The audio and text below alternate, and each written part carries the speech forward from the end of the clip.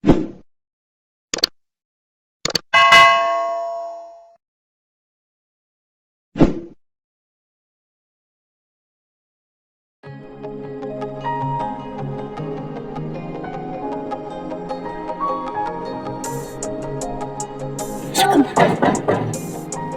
ini tak menyangka jika pria yang menjadi cinta pertamanya kini memilih wanita lain untuk dinikahi.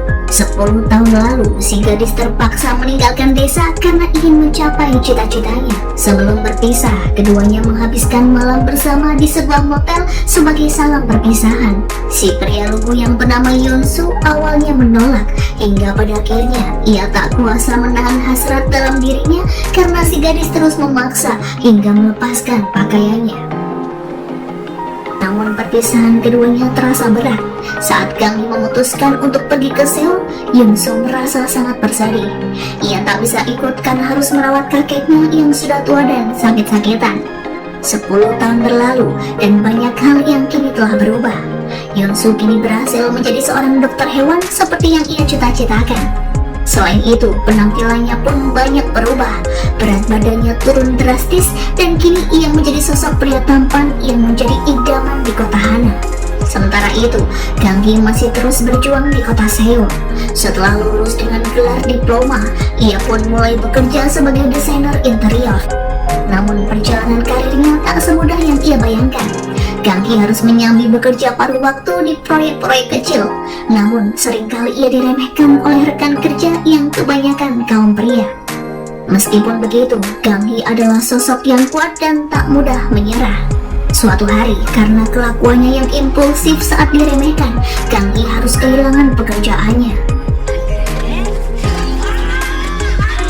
Saat itulah ia bertemu dengan Wang Junggu, penanggung jawab proyek yang menawarinya untuk bekerja sebagai desainer interior. Gang Hee yang sering dikecewakan karena latar belakang pendidikannya yang hanya diploma, awalnya menolak tawaran tersebut. Namun Junggu meyakinkannya bahwa perusahaan tempatnya bekerja akan berbeda. Pada akhirnya, Gang Hee memberanikan diri melamar di perusahaan bernama Moment. Benar saja, meskipun Gang Hee memiliki kemampuan, ia kembali diremehkan karena latar belakang pendidikannya yang tidak memadai. Namun atas bantuan Junggu, ia diberikan kesempatan untuk bekerja sebagai karyawan magang. Di lain sisi, meskipun penampilannya sudah banyak berubah, perasaan Yonsu terhadap Gang Hee tetaplah sama. Selama 10 tahun ini, setiap akhir pekan, ia pergi ke Seoul berharap bisa bertemu dengan Gang Hee, meskipun ia juga tak tahu di manakah gadis itu tinggal. Secara ajaib, di antara jutaan kemungkinan, Yonsu akhirnya melihat sekilas sosok Gang Hee saat berada di sebuah kedai kopi. Namun karena terkejut, ia tak sempat menyapanya dan Gang Hee pun menghilang tanpa jejak.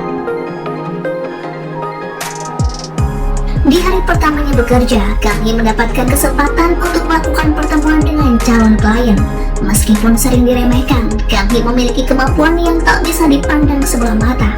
Tak ingin menyia-nyiakan kesempatan itu, ia pun bekerja keras dan bahkan lembur demi menciptakan desain yang bisa memuaskan klien dan membuka jalan bagi karirnya. Namun kenyataan tak selalu seindah harapan.